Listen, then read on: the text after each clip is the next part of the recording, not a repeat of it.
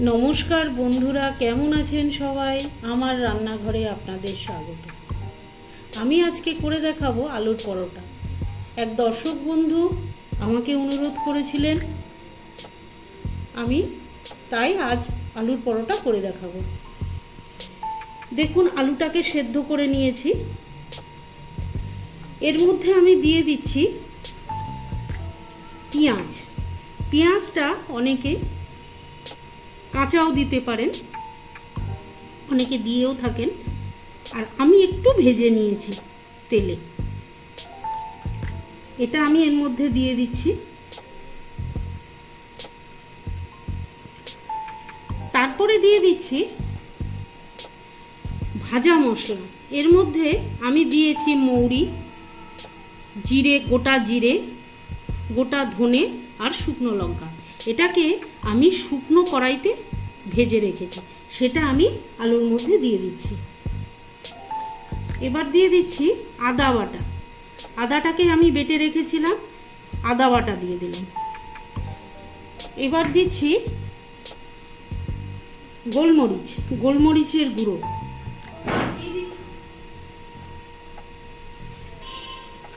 আর দিয়ে দিচ্ছি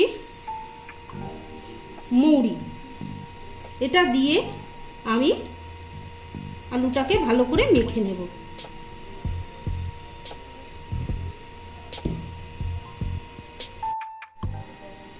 দেখুন, এগুলো সব দিয়ে আর সামান্য একটু নুন দিয়ে আমি আলু সিদ্ধটাকে ভালো করে মেখে নিয়েছি। এবার আমি দেখাবো ময়দাটা কিভাবে মাখবেন। এটা আমি দেখিয়ে দিচ্ছি।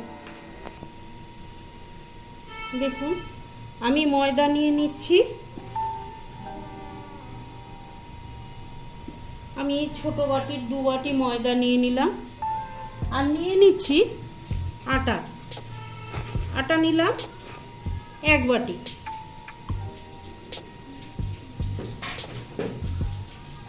এবার আমি এর মধ্যে দিয়ে দিচ্ছি সামান্য একটু নুন,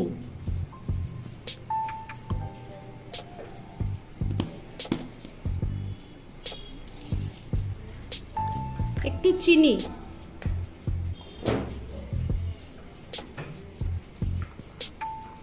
আর সাদা তেল। এটা দিয়ে আমি ভালো করে ময়ান দিয়ে নেব। তারপরে এই আটা আর ময়দাটাকে আমি ভালো করে মেখে 1 ঘন্টা ঢাকা দিয়ে রেখে দেব।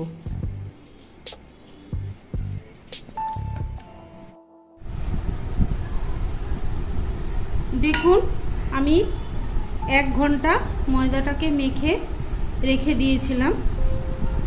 এবার আমি এটাকে পুর করে নেব।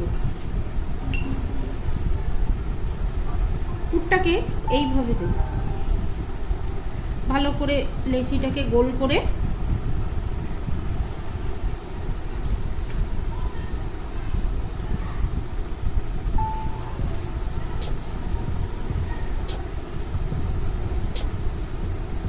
ঠিক এইভাবে হাত দিয়ে এটাকে ফাঁকা করে নিতে হবে পুরটা দেওয়ার জন্য।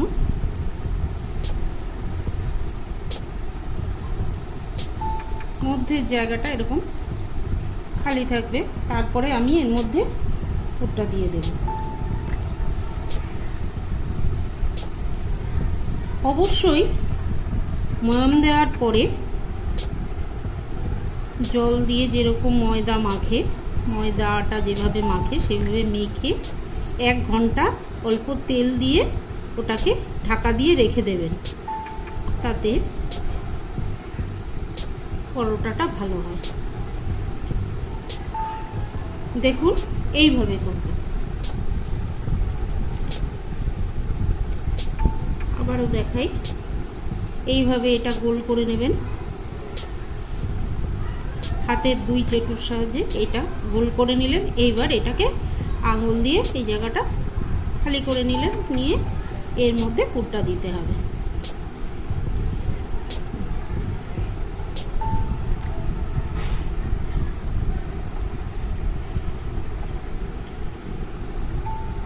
দিয়ে ঠিক এইভাবে বন্ধ করবে, এই এই এই এই বন্ধ করে এবার এটা আস্তে আস্তে আস্তে আস্তে গুটিয়ে দেবে। দেখুন, তাহলে পুরটা বেরিয়ে যাবে না, যখন বেলা হবে তখন বেরিয়ে যাবে না।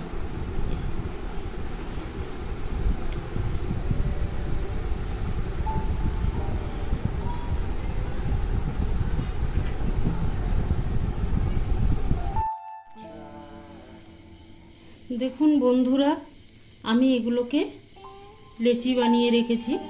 এবার আমি একটু আটা দিয়ে আস্তে আস্তে করে বেলে নেব। বেলাটা খুব ধীরে ধীরে বেলব, যাতে আলুর পুরটা বেরিয়ে না যায়।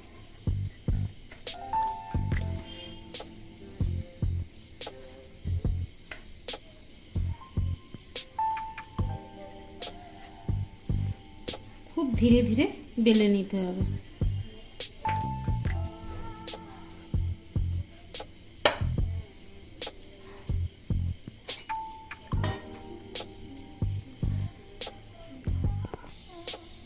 এবার আস্তে আস্তে আমি এটাকে ভেজে নেব।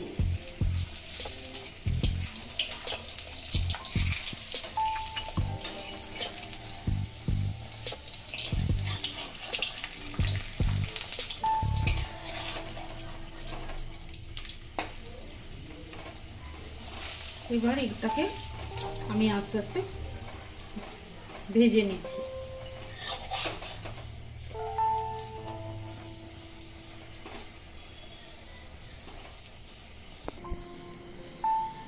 হ্যাঁ, এইভাবে আপনারাও রান্না করে খান, আশা করি আপনাদেরও ভালো লাগবে। এইভাবে আলুর পরোটা করে খান। রান্নাটি ভালো লেগে থাকলে একটা লাইক করে দেবেন আর চ্যানেলটিকে সাবস্ক্রাইব করে দেবেন। ধন্যবাদ। আবার দেখা হচ্ছে অন্য কোনো ব্লগে, অন্য কোনো রেসিপি নিয়ে। টাটা।